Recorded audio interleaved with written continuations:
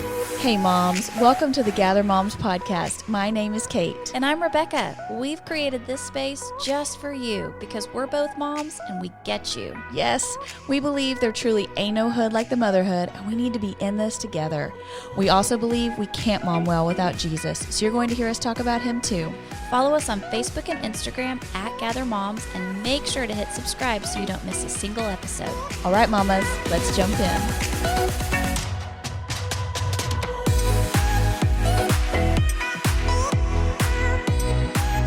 Hey moms, welcome back to the Gather Moms podcast. And y'all, it is episode 99. We're gonna party like it's episode 99. That means that the next episode is the 100th episode. Wow, wow, wow. But before we get to the 100th episode, we got to make 99 amazing. Can't feel left out. For sure. Like it was just in the line. Can we talk about something real quick? I'm ready. Do you remember when the song would play, I'm going to party like it's 1999, and it was not 1999 yet? Oh, you lived in the bubble. You didn't get to hear. I mean, I know that song now, but I don't think I knew that song You don't back know then. who sings it? Oh, I have no idea. Prince. It's like an epic song. Purple Rain. But I just want our brains to think about, do you know how long ago 1999 was? 24 years. Like, that's bananas. When did the song come out? Not a clue. Late 80s? I don't know. Like he wrote it in thoughts of 1999. I think so. I wonder if it Wow. was like 89 or... Do people write songs like 2030? We're gonna party like it's 2051. That doesn't sound as good. I feel like the 2000s just, they don't have a lot going for them. No, but it's a real... We had a friend recently that told us that some little sugar from a young girl was telling a story about a couple, and she said they met in the late 1900s. Yes. And she started doing the math, and Yeah, she was like, that's us. wow, late 1900s. Yes. That's us. Yes, that's right. We old. Yes, we are. It just messes with you. Listen, I am over 40 and embracing it with all its flaws. It's going to be fine. I mean, I think I'm okay with it. It's just like the mind-boggling. I don't think about that stuff a lot. Okay. Well, I'm sorry I derailed you. We're on episode 99, and it's going to be amazing. Better than Prince's song. What do you have for us today, Rebecca? Okay, we are in the middle of Ice-Mageddon here in Dallas, Texas. Yes. I think it's actually more than Dallas, Texas. I think it's lots of places. Really? Oklahoma's got a little bit, right? Didn't it go off to the Girl, east, west? you watch the news. You would I know. do watch the news. I have not a clue. Listen, what's it's not happening. just us. But we've been out of school and work. We're on day 3 of being home with our children. And my ears are tired. Yes, from listening to them? From listening to Yes. them. And being at home with all my people for 72 hours now, I have been reminded of something that God gifted women, which is super hearing. Yeah. Like we can't not hear it. I know. We hear everything. And you wonder, like, why don't the husbands hear all of this? Like, or do they? And they're just... I don't think they do. I really don't think that Greg hears it. He doesn't even flinch. But, like, Jeremy is sitting in the most, like, the middle of the home. He's sitting in his chair in So the is living Greg. room. Middle of the living room. So it's the most central location. Yes. I'm over here in the whole other part of the house, Yes. locked in a room, and I heard. I heard it. So how did he miss it? So we're going to play a little game. Okay, who hears it first? You or Jeremy? Okay. You ready? Kids fighting. Me. The pantry door opening. Oh, me. The alarm clock. Jeremy. Yeah, I knew Jeremy was going to win that one. Okay, a kid that's about to throw up. Oh, me. A question from the back seat. Me. He doesn't even hear it at all. A question in general. Yeah. Yeah, No. The timer on the oven. Okay, he will hear that.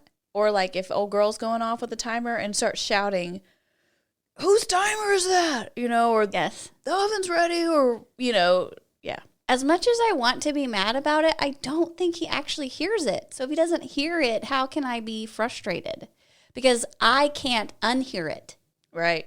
Like I hear everything. Yeah. Before it even happens, I feel like I'm hearing it coming.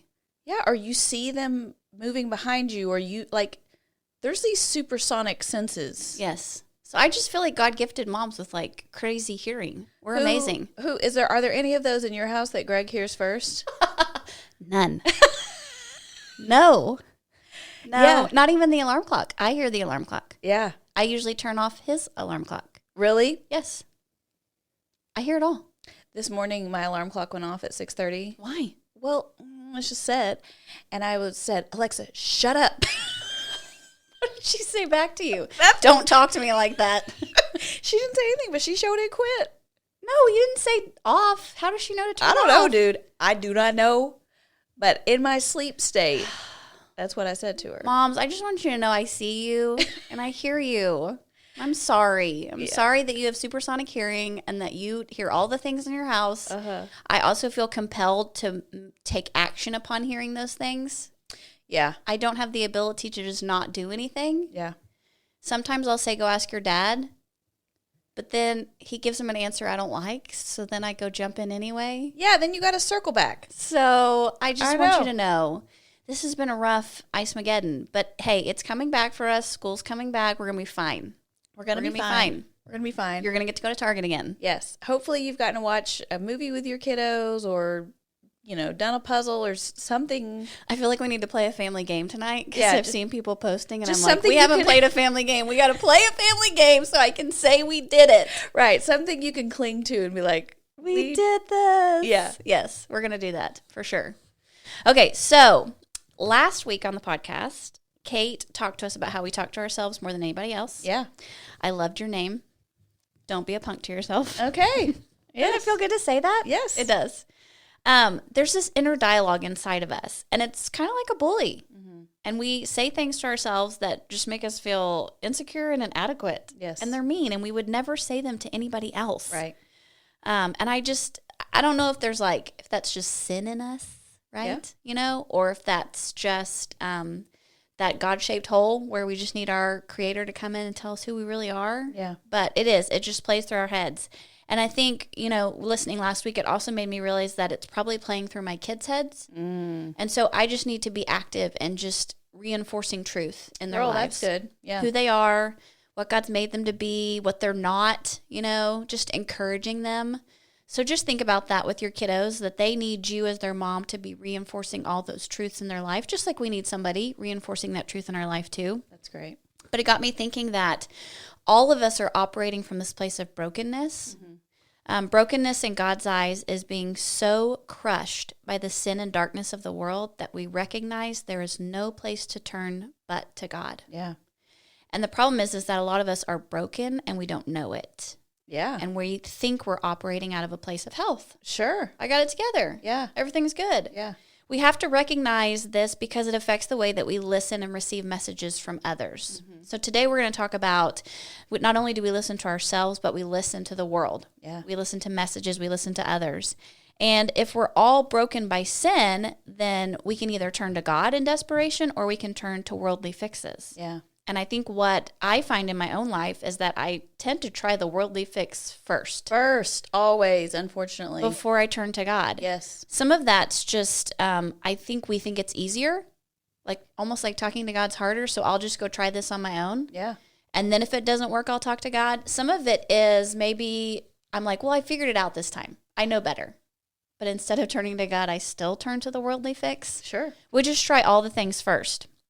And so in the book of Jeremiah, we read about how God's people turn to the world instead of God. I think it's still true of us today.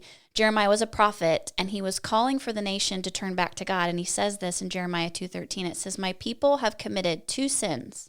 They have forsaken me, the spring of living water, and have dug their own cisterns, broken cisterns that cannot hold water." You've probably heard that verse before. So a cistern was vital for life in the desert. It was like this giant pit that they would dig into the ground or into a cave, into the rock, and it would gradually fill up with water when it would rain so that when the drought came, they had water because water was life. Yeah. You didn't have water, you couldn't live. Yeah. And so Jeremiah was saying to the people, the cisterns that you dug are leaking. They're not holding water. So when you need it, it's not going to be there for you. And think about how our broken lives so often cause us to listen to things that are leaking. Wow. And don't offer the fixes that we need. Yeah. We have those broken cisterns in our own life. So I was trying to think about what messages or advice have I been taking in that I've been trying to fill that cistern and it's leaking. Yeah. One of them I think is beauty for women. Yeah. Not just weight, ladies, but just the idea of outward appearance. Sure. We all like to look good. We don't want wrinkles. We want great skin. I mean, I'm over 40 now, so I feel like I'm reading products in the grocery store differently. Yeah, and you're reading them like this. You Yes, know, like at a home away. I need some readers. First, I'm going to go get some readers from the pharmacy, and then I'm going to walk over to the skincare aisle, and I'm going to read about hyaluronic acid and all the things. But it's like, try this moisturizer, get this lash boost serum. Even I've seen these ads on Facebook for silk pillowcases that are supposed to, like, do you sleep with one? Yeah, everything you just said, I've done. I have all those. Oh, you have all those? Yeah. I don't have the silk pillowcase yet. I mean, dude, I don't know if it's making a difference. Supposedly, first of all, it feels good. Does it? But supposedly, it helps your hair not get as greasy at night. Oh, I thought it was for your wrinkles. It wasn't for your supposed to wrinkle skin. your face. I didn't know it had anything to do with my hair. Yeah, I mean, I first heard about it for hair. Really? I don't. How could it help with wrinkles? I don't know. I mean, when I lay on my face, it squishes. Right. It's gonna squish on cotton. It's gonna squish on silk. I don't know. We're in search of it, though, and it does not matter what age you are. Mm-hmm. From little to big, Mm-hmm. we are all in search of this beauty. I do think when I feel beautiful, I might have a better day. Sure. I mean, because I just feel good about myself. Yeah. The problem is that I'm not beautiful every day. I mean, there are days where my hair is greasy. But let's say that though, that like beautiful according to the world According standards. to the world standards. According Yes. to the ideal beauty of our time. That's right. Like some days, yeah, we may be hitting that mark and some days we're not. Yeah. Right. And the world says that this mark is like, I don't know, it's like what, the 0.01% For sure. to hit? Yeah, and you better get it all just right. It's not happening. Yeah. It's not happening. So instead of being desperate of God to remind me that he's my creator and that when he did create me, he was thoughtful and he was intentional, I end up being desperate for the next great trick. Yeah. That's going to make me feel pretty. Yeah. I'm spending money on it. I'm spending time on it. And this is what's so crazy to me. It doesn't work. Yeah. Like I actually know that. Yeah. If somebody asked me does Lash Boost Serum work, I would say, yeah, until you stop using it. Oh, until you stop using it. And then it doesn't work. But honestly, it works really well when you use it. Okay, so Kate likes the Lash Boost Serum. But we know this. We know that in order to attain that standard, we have to actually keep running after it. Yes, because it's exactly what you said about it's a broken cistern. It's a cistern. leaking sieve. You're always having to pour money and time and research and trying products into that thing. It doesn't hold. And when we are desperate for God and we look to him as our creator, he never once says, go do this, get this, buy Right. this, put this on. Preach. He literally just holds us in his hands and tells us how beautiful and wonderful we are. Yes.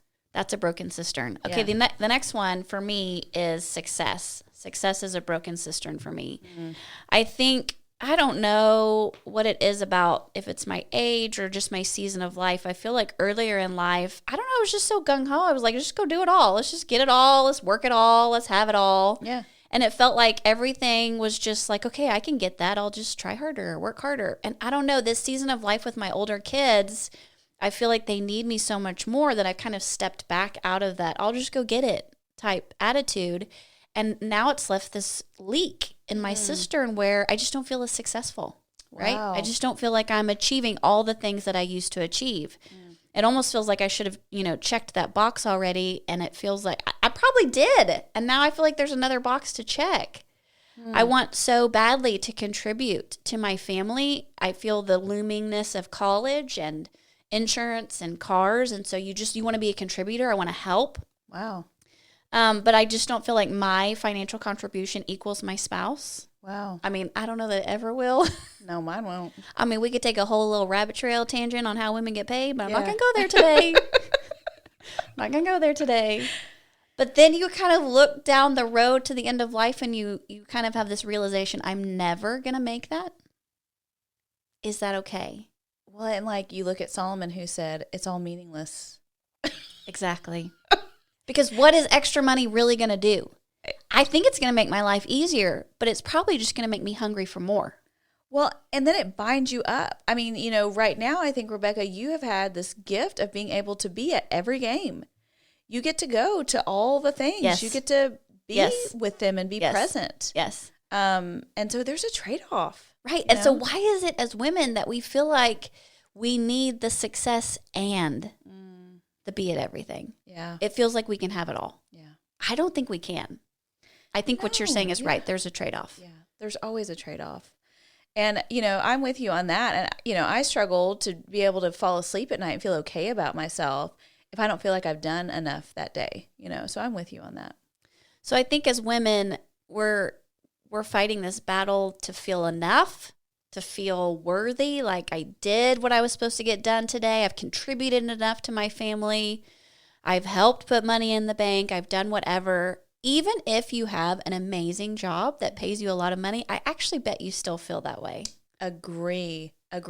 So it's not like there's, just like with beauty, there's not some echelon that you hit where you're like, okay, that's good. I'm good. No. It's not there. No, it's a leaky cistern. You're always going to be trying to put in more into that one. Yes. Yeah. Yes. Anything that's come to mind for you when we think about these leaky cisterns or things that we feel like we're chasing or there's some unrealistic standard out there that we just can't attain? I think it helps put it into perspective. And there's a weird tension there because on the one hand, I think beauty products, getting our hair dyed, using eyelash serum, like those things are okay. Like it's not like we're sinning by doing those things, right? Right. They're all acceptable by God. The problem comes in when we're trying to find our worth and meaning in those things. And when we have these really negative side effects, when we feel like we aren't attaining those things in kind of where we've thought about. You know? Agreed. So it's a really weird, tricky tension. And success is the same way. Like we look to scripture and he says, be fruitful and multiply, and have dominion over the earth. Well, dude, that's a gray area. Because it's like, how much I got to multiply?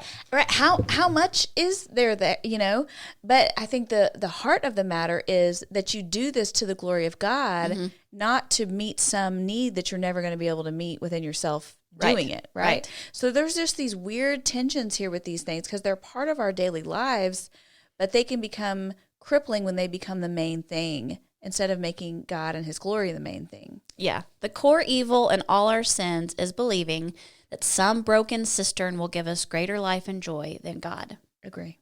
And just like you said, I think we live in a beautiful world that God has given us. We are meant to enjoy it and to have fun and to live abundant. And there's nothing wrong with shopping and putting on makeup and going to your job and feeling good about what you did that day. All those things are part of this beautiful world that God's given us. But when we expect that thing to fill our cistern and to give us life, then we're putting it in the wrong place and it's leaking. I was listening to a podcast the other day where the guy was talking about how he believes that God's goal for us on this earth is to flourish. Yeah. That he wants us to flourish, he wants nature to flourish, and that a lot of what we're running into in life is actually not helping us flourish. It's keeping us captive, right? We feel imprisoned by it. Mm-hmm. And so when you find things that help you flourish, that's a God-given gift. Yeah. It's something that God has been so kind to give us. I'm so thankful that I can enjoy tacos and that I can have fun clothes and that I can wash my sheets and get into bed at night and feel excited about that. I'm so grateful that God gives us those beautiful things. But I just think it's so easy for me to get caught up in thinking that that's the end all. Right. Because that in lies the trap. And that's exactly what you're saying. I agree with that completely. And I think it's just so hard for us to navigate. It requires spirit-led wisdom, in order to know, is this for flourishing or is this for bondage? Right.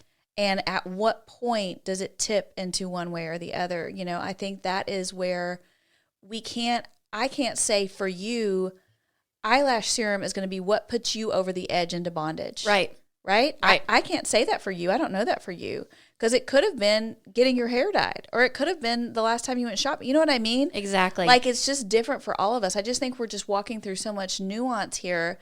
But I think it's important for us to be able to look at, because it's like what you said at the beginning, that we're in these traps that we're not even aware of. Exactly. We're pouring into these broken cisterns and we don't even know there's a leak. We don't know there's a leak until we need it. Yes. So that's where the kicker comes in, is we're just trucking along doing great, just like the people in the desert, until there's a drought. And then they go back to the cistern and it's empty. There's no water in it. And then it's too late. Yeah. And so what we're doing is we're just happy as a lark until something breaks. Well, you think about social media. You think about Instagram comes along and you're like, oh, this looks so fun. I'm going to get to see what all my people are doing. And, and there is that huge part of it, right? But slowly over time, we start to realize the shackles it's put on us. Yes. When you post something and it gets one like. Right. And you're like, uh-oh, nobody likes me. Everybody hates me. Guess I'll go eat worms. But it messes up who you feel like you are. Yes. And then you realize, oh, I went to that well to get water, to get life, and it's empty. It's empty. Yeah. So Jeremiah later on in 17 verses 9 through 10 says, the human heart is the most deceitful of all things and desperately wicked. Who really knows how bad it is? But I, the Lord, search all hearts and examine secret motives. God knows, just what you said. I don't know what that thing is that's going to tip you. God knows. Yeah. So there is somebody that knows, and it's God, because he knows our hearts. And he's not surprised by the wickedness in them. Right. He is not surprised that something is the tipping point that sends us down that dark hole, because he already knows what's inside our hearts. He knows how easily we try and fill it with messages from the world that don't satisfy. He knows my motives. He knows if I'm just seeking to make myself feel better. He already knows the cheap fix I'm actually going to go to try to make that happen. And here's what's so amazing, mamas. He knows and he still loves us. That's right. He knows and he still pursues us. He knows and he still offers us life. He still is standing there going, I've got it. Don't do that. Don't try that. Don't buy that. I have the living water. So last week, Kate shared a psalm from David that kind of helped us see how we are talking to ourselves and how we really can, if we just lay it before the Lord, he's going to bring about that wisdom in our heart to bring us back. So this is another psalm of David's from Psalm 51. It says, purify me from my sins and I will be clean. Wash me and I will be whiter than snow. Give me back my joy again, for you have broken me, but let me rejoice. Don't keep looking at my sins. Remove the stain of my guilt. Create in me a clean heart, O God. Renew a loyal spirit within me. Do not banish me from your presence, and don't take your Holy Spirit from me. Restore to me the joy of your salvation and make me willing to obey you. Then I will teach your ways to rebels, and they will return to you. Even though our heart is wicked and deceitful, God has the cure. And he wants to create that clean heart in us. He wants us to see him as the giver of that clean water, that spiritual goodness that fills that cistern. Yeah. And when he does restore that joy to us, when we do finally aha, I see it, God, then it says that we can actually take what we've learned and then teach others. Yeah, yeah. Each of our stories have different broken parts. No one knows all those parts except God, but I can actually take those parts that are broken, and when I heal, I can begin offering them to others. Yeah, that's good. It's only when I turn to God for healing from brokenness that I can begin operating out of a place of wholeness, because that's where we really want to be, moms. We know that when we are off during the day, when something's broken, when the alarm didn't go off, we woke up late, a kid turns up sick, we forgot a report at work, it sets us on that course where everything's kind of edgy. And we're operating out of this brokenness that then spills onto those around us. Yeah. We're short with our temper. We yell when we shouldn't. We spend too much time on social media and then feel even worse about ourselves. But when we operate it out of a place of wholeness, then we're actually able to offer others that overflowing gift of God. For sure. That living water. And wholeness can only be found in Jesus. When I am whole, I receive God's truth. I'm able to recognize those false messages and lies. I can identify and then I can reject them. Yeah. Because that's the other important part, is that we've got an enemy that desires to keep us captive. Sure. I have to call him out. Yeah. I have to say, not today, Satan. Yeah. Right? Yeah. Not today. Yeah. There are so many ways that we as moms have got to set this trend in our home, this foundation, this secure foundation in our home, because we want our kids to be able to see us living in wholeness. So I had breakfast the other day with a friend, and she shared this beautiful illustration with me that I can't wait to share with you guys today. So shout out to Liliana. So she was telling me about kintsugi. Okay. Do you know what kintsugi is? Why does that sound familiar? You probably will recognize it when I talk about it. So it's the Japanese art of repairing broken pottery with lacquer dusted with gold. Yes. It treats breakage and repair as part of the history of an object rather than something to disguise. So when things would get broken, like teacups or vases, instead of just throwing the whole thing away, they would instead put it back together with this special lacquer that was actually dusted with gold. And what the gold did is it actually made the cracks even more visible. So you would look at this vase and you would see these cracks, but then you would see this beautiful gold over it. And it was this whole idea that the gold is actually making those cracks more seeable because it shows the repair, it shows the beauty of the object being repaired. And it's the history to say, look, I might have been broken, but now I've been put back together again. I can be even more beautiful now than I was before. Yeah, I love that. And I think when we look at our lives, if we're trying to give off this persona to the world that we're fine, it's all fine. I'm not broken. I'm not messed up. But then on the inside, we have all these broken parts. That's actually very detrimental. It eats away at you. It puts you in this dark, lonely room where you feel like nobody understands or sees. And that's where bad things happen. But when I'm able to bring out to the world the broken parts, but then show not the gold overlay, but the Jesus overlay, then I'm able to show people, look what he did in these broken parts. It's even more beautiful than it was before. Agree 100%. And that's what we need as moms. We need to be able to say to the world, that didn't work for me, but Jesus did. We need to be able to say, he is the reason that I am whole today and healed. We need to be able to almost celebrate our brokenness. Yes, celebrate the brokenness, yes. Because when we celebrate it, it actually gives freedom to other people. Right, in his weakness, I am made strong. That's right. Yeah. There is another person out there that's listening to a message that's false. There is another mom out there that's reading into this lie and thinking it's true about her. And as soon as one of us speaks up and says, I went through that, but you know what? I figured out it wasn't true, and this is what God did. It brings freedom to that mom as well. Mamas, that's so important. We are surrounded by a world that is literally feeding us lies every single day. And they're feeding them to our kids too. And if I don't get a hold of that, then my kids are going to get sucked into it too. And I don't want them to live. That's what's so crazy. When I look at my daughter, I don't want her to ever have to live that way. I don't want her to have to struggle like I did. So when I show these broken parts to the world and I show how Jesus has come in and literally laid his gold over it to make it beautiful, it just gives so much hope to another person. It does, and that's a real person. You know, that's a real person. I think the other option, you can be real or you can be counterfeit. And I feel like that's what you're describing here, are the two options that we have on the table. Are we can listen to our culture and our world version of what the ideal is, right? And you're going to look a certain way, you're going to have a certain home, you're going to be a certain kind of mom, right? Yes. But that's the counterfeit version. The real version is submitted to God's truth. It's following what he is saying is best, where we're seeking out peace and holiness and community, right? All those beautiful things. But it can be so hard, I think, just because of all the messages we receive, to determine the counterfeit from the real. You know, and it just reminds me of that illustration you've probably heard about how the IRS, I think that's who investigates, but in order to find out, you know, what money is fake, they don't study fake money. They study real bills. That's right. Because they get so familiar with what a real dollar bill, a real $100 bill looks like, that they know every single part. They know what makes it special. They know what it's supposed to look like. So that when a counterfeit comes along, they can spot it quickly. Exactly. And so for us, if we want to be able to identify what are these messages that we're getting that are counterfeit to what God's best is, we have got to know who he is. We have got to know what his best is.